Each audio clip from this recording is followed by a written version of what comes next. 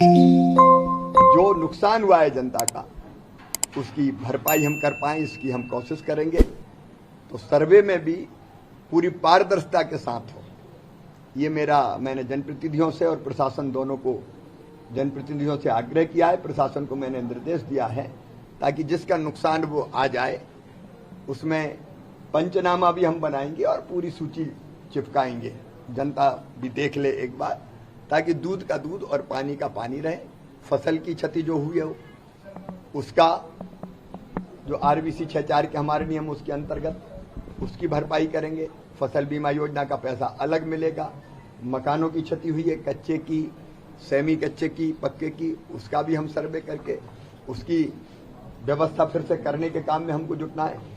और एक और चुनौती हमारे सामने, जिनके घर पूरी तरह से डूबे थे उनके घरों में भोजन बनाने की तत्काल व्यवस्था नहीं होगी। इसलिए मैंने ये निर्देश भी दिए हैं कि कुछ दिन राहत कैंप चलाए जाएं और भोजन बना के उनको कराने की व्यवस्था की जाए, ताकि उनको दिक्कत ना हो। और फिर बड़े व्यापक पैमाने पर पुल, पुलिया, सड़कें, इंफ्रास्ट्रक्चर के बाकी चीजें, अनेकों प्रकार के काम करना है, उस काम में लगेंगे। मैं पूरी प्रदेश की जनता को, केवल विदिशा की नहीं, मैं यहाँ से कुरवाई भी जाऊंगा, फिर मुरैना, भिंड भी जाऊंगा, कल भी राजगढ़ भी गया, मैं गुना जिले में भी गया, रायसेन जिले में भी मैं गया, जहां जहां नुकसान हुआ है। मैं विदिशा से ही पूरे प्रदेश की जनता को आश्वस्त करना चाहता हूं कि दिक्कत और संकट है, लेकिन मैं साथ खड़ा हूं, सरकार साथ खड़ी है। हम संकट के पार जनता को निकाल के ले जाएंगे और युद्ध स्तर पर सारी व्यवस्थाएं बहाल करेंगे और राहत के भी बेहतर से बेहतर इंतजाम करेंगे। देखिए, लेकिन लोग ये कह रहे हैं ये 65 जैसी ही, कुछ कहते हैं ज्यादा थी, कुछ कहते हैं थोड़ी कम थी, लेकिन वैसी भयानक बाढ़ थी।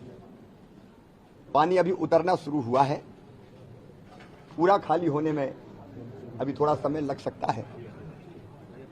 कल भी मैं लगातार बासौदा उतर के रेस्क्यू ऑपरेशन में सम्मिलित हुआ था और विदिशा के आसपास भी देखा था, कुरवाई भी मैं गया था, और मैं राजगढ़ और गुना भी गया था, और आज भी यहां से कुरवाई होकर भिंड और मुरैना मुझे जाना है। लेकिन तत्काल आने का कारण यही था कि कुछ चीजें प्राथमिकता के आधार पर हमको करनी है। अब पानी जैसे ही उतरेगा, सबसे पहली आवश्यकता है कि जो सिल्ट जमीगी, कपा, माटी, फिर चीजें कई सड़ गई होंगी, उनकी बदबू, उसके कारण कई तरह की बीमारियों का खतरा। और इसलिए आज मैंने सवेरे भोपाल में मीटिंग करके सारे डिपार्टमेंट के प्रिंसिपल सेक्रेटरी और additional chief secretary, chief secretary सबको बुला के निर्देश दिए कि यहाँ जितने लोगों की जरूरत हो अलग अलग डिपार्टमेंट को, एक शहर और गांव, वहाँ से सिल्ट हटाना है। अनाज सड़ रहा होगा, कहीं अगर डूब गया है तो और कई तरह की चीज़ें होगी, तो वो सफाई का अभियान चलाना है। हमने पूरी कोशिश की। मुझे ये कहते हुए संतोष है कि जो रेस्क्यू ऑपरेशन चला, जनता ने, जनप्रतिनिधियों ने और प्रशासन ने, ऊपर से लेके कलेक्टर, कमिश्नर से लेके नीचे तक, चाहे पुलिस के साथी हो, होमगार्ड के जवान हो, हमने सेना के हेलीकॉप्टर भी बुलवाए थे, और हमारी पहली प्राथमिकता थी लोगों की जिंदगी बचे। ये संतोष है कि रेस्क्यू करके कई लोगों को हमने बाहर निकाला। होमगार्ड, NDRF, SDRF की टीम ने निकाला, जनता के लोगों ने भी, जनप्रतिनिधियों ने भी पूरा साथ दिया, और हमने हेलीकॉप्टर से भी लोग निकाले। तो पहली प्राथमिकता थी लोगों की जान बचे, जिसमें मुझे एक बार बधाई देता हूं सब लोगों को, उन्होंने बहुत मेहनत से, और धन्यवाद देता हूं, आभार प्रकट करता हूं, मेहनत से काम किया, प्रशासन के लोगों ने भी, जनप्रतिनिधियों ने भी। अब पहली चीज सफाई, दूसरी चीज पेयजल की सप्लाई, क्योंकि हमारा जो पानी का फिल्टर प्लांट है वो पूरी तरह से क्षतिग्रस्त हुआ है, डूबा है। तो जैसे पानी उतरता है, टीमें लगा के ग्रामीण क्षेत्रों में भी नल जल योजनाएं बंद होगी, उनको चालू करवाना। फिर पानी का शुद्धिकरण के लिए जो अलग अलग दवाइयाँ डालते हैं वो डलवाना, ताकि बीमारी फैलने का खतरा ना हो।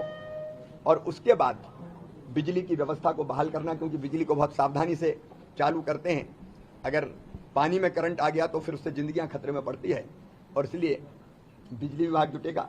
पानी उतरते ही बिजली की व्यवस्था को ठीक करने में, सब स्टेशन ट्रांसफार्मर डूब गए, खंभे गिर गए, कई तरह की चीजें हुई है, एक उसमें लगना है। और उसके बाद हम सर्वे प्रारंभ करेंगे, ताकि जो नुकसान हुआ है जनता जनार्दन का, फसलें डूबी है, फसलों का भी सर्वे होगा, मकानों का सर्वे होगा, जो नुकसान हुआ है क्षति का, अगर पशु बहा है तो उसका भी सर्वे होगा,